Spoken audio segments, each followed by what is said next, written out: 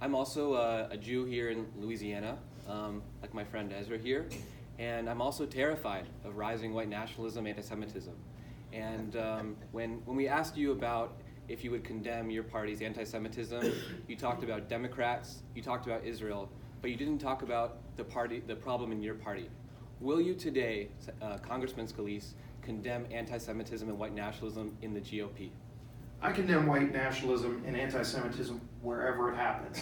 And for anybody to think it's exclusive to any political party, you're fooling yourself. It happens all around us. We need to call it out where we see it. And that's the important thing. Wherever you see it, in any party, and I've been vocal at calling it out in both parties, by the way, and will continue to. But also when you see what's happening around the world. I've been to Israel many times. I've built up a deep So we're not personal, talking about Israel. no, we're talking about a number of things, obviously.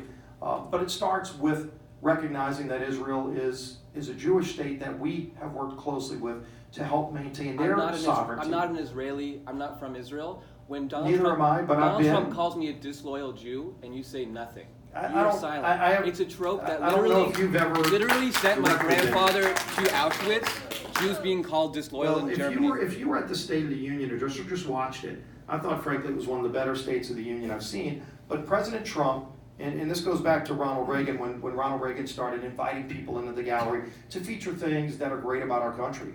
One of the things President Trump did is we were recognizing the 75th anniversary of D-Day, obviously in New Orleans, with the Higgins boats, with the World War II Museum. We know a lot about our role that we played. I know But he mentioned, he he brought a brought up, survivor. if I Having a can Jewish finish, he friend brought up that there doesn't was, make you an he brought up there was anti-Semite. 2 men that helped storm the beaches of Normandy, which we all celebrated. You saw a great round of applause. Then he threaded, there was a survivor of the Pittsburgh synagogue that was there, and he also happened to be somebody who was held captive at Auschwitz.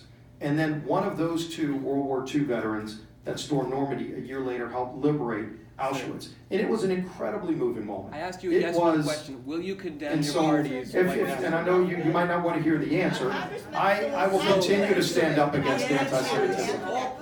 I will continue to stand up in all So parties. you will not in condemn. all parties. I just clear. did. I just condemned it.